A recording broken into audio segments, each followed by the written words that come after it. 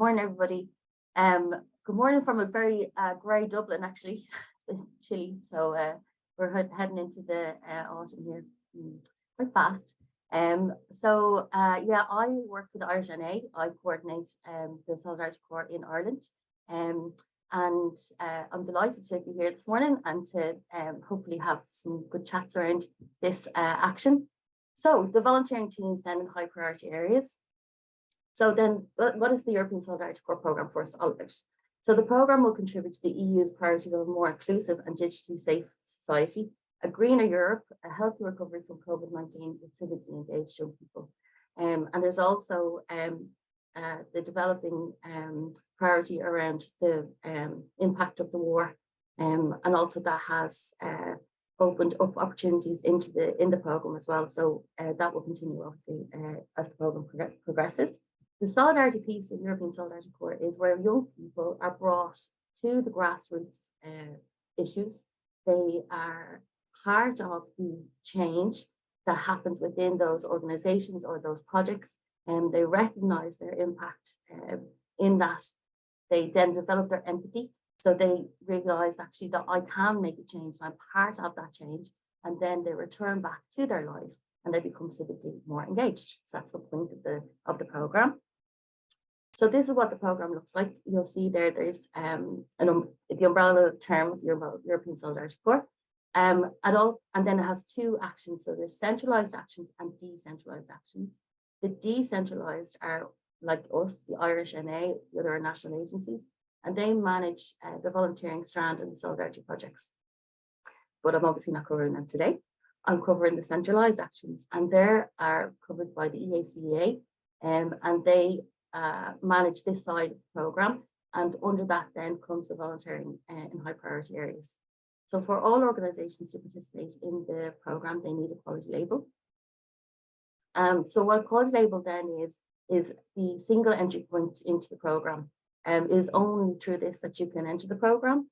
All organisations wishing to take part in the programme must hold a quality label. And the quality label ensures that all partners and organisations comply with the standards and requirements of the Solidarity Corps. So those quality labels are your reassurance that your organisations and your partners have a quality standard that you can stand over, that the volunteers are engaged in high quality activities, and that it's something to be very proud of if you receive a quality label, because to get one is quite hard work. So then what are the volunteering teams in high priority areas? These are large scale projects. They have high impact volunteering projects. So they're short term, but they have high impact, which means change. They give a good, solid, sustainable change. They're carried out by people from at least 2 different countries. They are short term interventions, and they address common challenges in policy areas defined each year at EU level. So these priorities are defined. They're published in on the funders and tenders portal. We were just discussing this actually beforehand. So we think there's going to be stuff around the recovery from, or the dealing with the impact from the war, but also then last year then there was the preservation of cultural heritage. So these priorities are defined each year. So then the objectives of volunteering teams in high priority areas. So these projects might have some of these features or all of these features. So one of them is the societal need. So this means that your project must address clearly unmet societal challenges in the areas defined each year. So their project must be linked to these needs. They must involve young people. So remember I was saying that the solidarity piece is connecting volunteers directly to the challenges to support and develop skills and competencies. So they develop their skills, they develop their understanding of the issues, and then they develop obviously then these further ideas of empathy and being able to be actively engaged in their own community or society. The solidarity piece then is to promote solidarity and tangible benefits to the communities in which activities take place. So I suppose in terms of the programme, this programme comes from the EVS, which is the European Voluntary Service, which ran for many years and was very successful. The focus really was on young people, and about their development, and about this idea that this opportunity gives them an opportunity to develop skills and competencies that can't be learned in the classroom or may not follow the normal schooling. But actually what we've realized is that actually young people have this amazing ability to connect with these communities. They build that idea of solidarity, and the community also benefits, and the organizations benefit from having these volunteers. So it's not just that young person's personal journey, it's actually wider. So that's the idea of the solidarity. Then digitalization, enhancing media literacy, critical thinking, and sense of initiative among young people. I suppose, obviously, since COVID, we've obviously developed our own digital skills. I know I have. And it's recognizing that, but also understanding things like, fake media and also critically thinking about where they're getting this source of information from. So those projects can have that as a priority or an objective. There's the international dimension, so reinforce the capacity and international scope of the participating organizations, building networks of international contacts, and to actively participate in society and develop a sense of European citizenship and identity. Great, so what does that mean? So in terms of then, young people coming together and meeting and developing that kind of empathy and understanding with each other, then also partners get to build their international contacts. They build their own capacity in terms of tolerance and understanding. And then with that, then you have then a greater tolerance and understanding across Europe, and having those European values underpinning those developments of those partnerships. Inclusion. So the idea is to reach out to young people through opportunities, including refugees, asylum seekers, and migrants. So it's about making a concerted effort to include everybody, to make sure that it is accessible. This program is open to all. And it's important that we recognize that some people need other supports or different access to be able to engage. And there's lots of things in the program in terms of different funding and to support that as well, organizations and young people. Human rights. So to promote diversity, intercultural and interreligious dialogue, and the EU values of human dignity, freedom, equality, and respect for human rights, including the rights of persons belonging to minorities. I think if anybody has looked at the forethought of solidarity, that's one of the things that is a common ground around solidarity, is about human rights, and the promotion of that, and that these are a big part of the EU values as well. And active citizenship. So raise awareness, understanding, offering the opportunity to build networks of international contacts, actively participate in society, and develop a sense of European citizenship and identity. So like I said before, it's about this idea of young people being close to those issues, recognizing the fact that actually I can be part of this change, and I actually have I have nearly an obligation to be part of that. So it's about kind of raising that within those young people. And then that impacts then the family, the community, the society, national, all that kind of stuff. So to make it, to raise that value. Is that okay? Any questions or anything like that? Yeah. So then the activities then go under the call. So these are the activities of the volunteering teams. So groups of minimum 5 participants. One project should aim to organize volunteering teams for at least 40 participants or more. So you could have a group of 5 working in different countries under different organizations under the same project. And the composition should be international, and at least a quarter should be from a different country from where the activity is taking place. So the activities then last from 2 weeks to 2 months. So they're short, high impact. Examples of this then could be organizing information campaigns, providing critical community services to most vulnerable populations, arranging grocery shopping for elderly, organizing recreation activities for children with cancer, intergenerational workshops and use of online tools for socializing, communicating, supporting vaccination campaigns. I suppose the idea there is that it's so flexible, and there's a breadth of different activities that you can engage in. And I suppose it's to recognize that these are high quality, that they're solidarity related, and in that then they can cover a multitude of opportunities and activities. So then also then under the call, you can have complementary activities. So these are activities that are side activities. They're designed to add value and augment the results of the project, as well as to strengthen its impact on the local, regional, and European level. They aim at raising awareness of the value of volunteering for young people and for communities, strengthen the recognition of skills, enhance the capacity of the solidarity sector.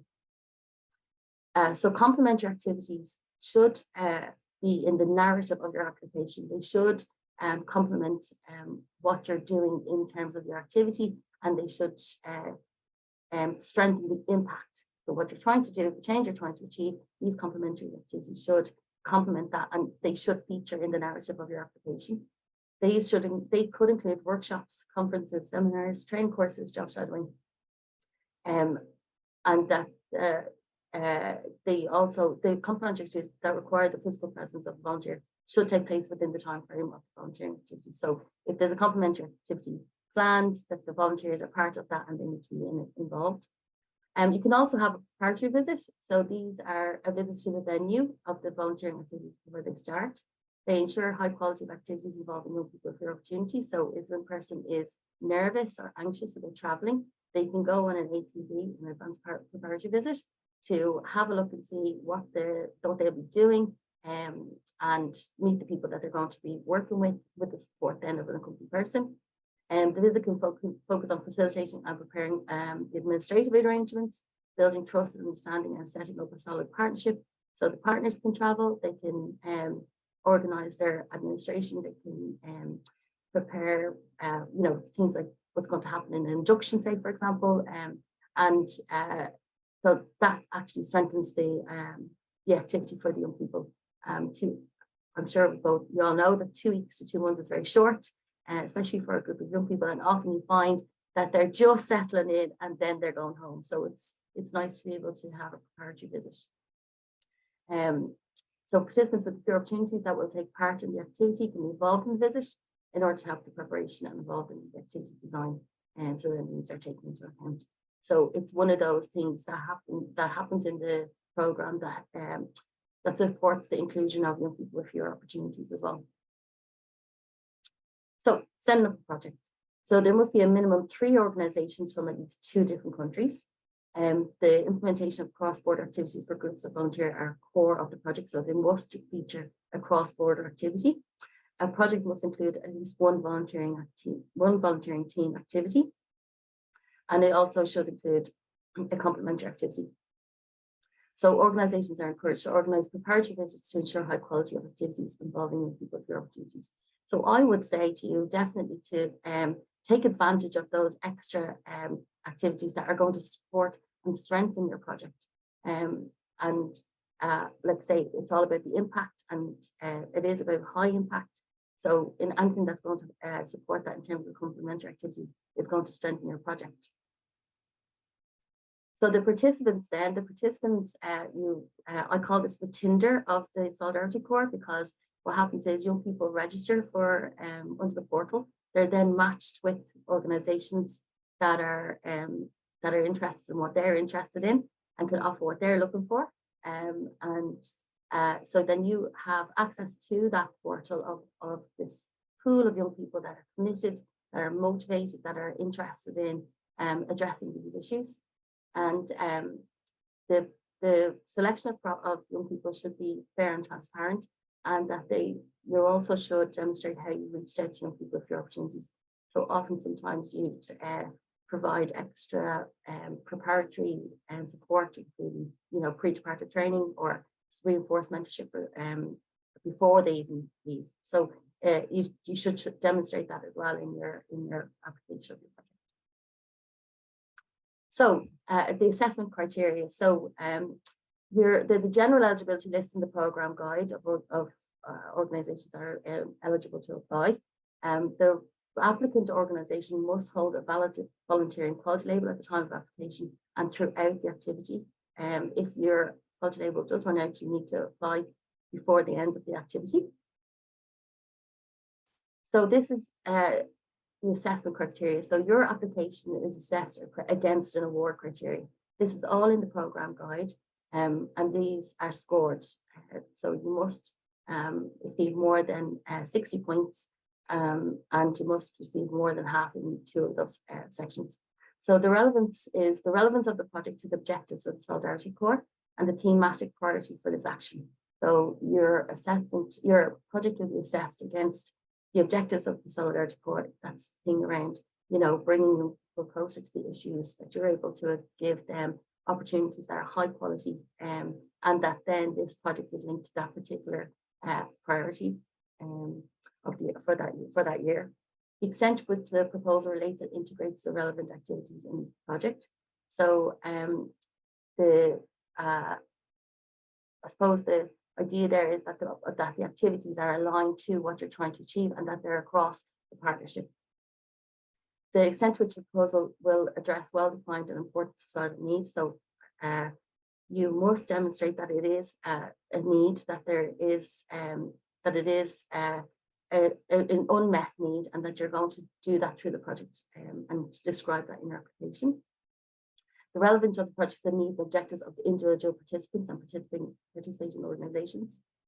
So again, the profile of the young people that you're working with or that you're going to select, and then the organizations. So their needs must be linked then to the objectives, which then must be linked to activities of the project. So the extent to which the project will provide benefits to the communities within which the activities are carried out. So what is the impact and how will that affect those in that community, and how will they benefit from that? And the potential impact of the project at local, regional, national, and European level. So the change then that you're going to see through this project, how will that affect then the regional area? How will it affect the national policy, international, European policy, all that kind of stuff? Then how then the project will provide European added value. So those kind of things that we were talking about in terms of values and the idea of active citizenship and bringing that into the European kind of area, and supporting those young people to understand that this is a European program, that this comes from the idea that tolerance and understanding and having these values is important to create a safer society, and that is what we're trying to do through these programs. And then the extent to which the project involves young people with their opportunities. So like I said, how you're going to reach out to those young people, how you're going to support them, all that kind of stuff. So that's the first section. The second section then is the quality of the project design. So the consistency between project objectives and activities proposed. So if you're trying to achieve something and your activities are not aligned to that, then you won't receive the grant. So it's really important to link them very clearly. And then the clarity, completeness, and quality of all phases of the project, preparation of participants, implementation of activities, follow-up and support. So those different phases should have different milestones and should also have different, activities that are related to them. So you'll describe how you'll prepare the partnership, you'll describe how you'll prepare your young people, you'll describe how you'll prepare for the activities, then the implementation of them, then what supports, and what will happen during the implementation, and then the follow-up in terms of maybe the dissemination, and then and the support, so the post-support then for the young people. I suppose in these kinds of projects, they can be quite transformational, and young people come back on such a high from being part of something really good, and then it can be a bit flat. So it's about how to support those young people post activity as well. So then the appropriateness of measures of selecting and involving participants in activities. So it's important that the young people are selected and recruited through a fair and transparent process, and that is demonstrated as well. The quality of the proposed measures to reach out and involve young people with their opportunities. So you see there's a big focus on inclusion of young people for their opportunities. And then the quality of non-formal learning methods. So from this there, was just talking about the youth pass there, but it's important to be able to demonstrate that, to understand that, and to understand how you're going to support young people to understand non-formal learning and how that then translates into the development of those competencies and using the youth pass to do that. And then the added value of the complementary activities. So like I said, those complementary activities they should really feature throughout the narrative of your project. And they should then, so it's not just an extra added funded activity, but it's also part of what you're trying to achieve. So it should be in the narrative. And then the final area for award criteria is the quality of project management.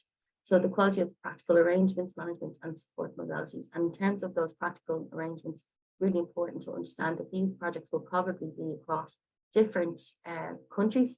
So it's important that you have a consistent approach, and that there's a good understanding between partners, and then around logistical support and how that's going to look for volunteers when they arrive, but also in terms of mentoring and integration into the community whilst they're there. And the quality and cooperation of communication and cooperation between the partners. So you'll talk about in your application how you're going to build those partnerships, how you're going to communicate, how you're going to address any miscommunication or conflict. So you'll talk about how you're going to do that, and you're going to work with then also with community partners maybe as well, other relevant stakeholders that you'll be bringing in to support you in your project activities. And then the quality of measures for evaluating and disseminating the outcomes of the project. It's really important that you understand these projects are high impact. Now, in order for you to describe and to show high impact, you have to have key indicators that are going to be featuring as part of your project. So they must be part of the project from the beginning. They must have like a before and after, so that could be like a questionnaire or a survey or whatever, and attitudes or behavior or whatever, and then be able to have an after where you can describe that the things have improved, changed, people are doing things differently or whatever. So you must have that in as part of your project, and then obviously being able to disseminate it. So to the people that are interested in your project, who are they, why would they be interested, and how do they communicate? And it's like disseminating them across that network. That's how the projects look underneath the action. So any questions? Like if you have some advice, because kind of life is changing fast, and sometimes when volunteers are selected, they cannot come on the last moment, and what does it mean for organization, and how they can later on show it to supporters, let's say, or in the report, like how to handle these risks when volunteers don't show up. Oh, they drop out, they don't turn up, and you don't, and it does happen. So but for, I suppose, in terms of these kind of shorter ones, you would probably look to do a lot more prep, because it's such a short space of time for young people. Now, in that, then you also have less commitment, so it's not so much of a big commitment, but in terms of, like, I would suggest and I would encourage you to really think about preparation of the and selection and recruitment in good time, and work with the partners on preparing those young people. It's important for young people to understand why they're involved in this program and what it is that they're contributing to, and that strengthens then the commitment to it. So it's not just, it's all of those nice things. Of course, you get to go and it's paid for, and you get to meet other young people, and but it's deeper than that, and it's to kind of instill that kind of understanding, I think, in young people. But in terms of the financial piece, there's nothing. You lose that person, and then logistically, then it depends on how soon that happens, whether you can replace that person or not.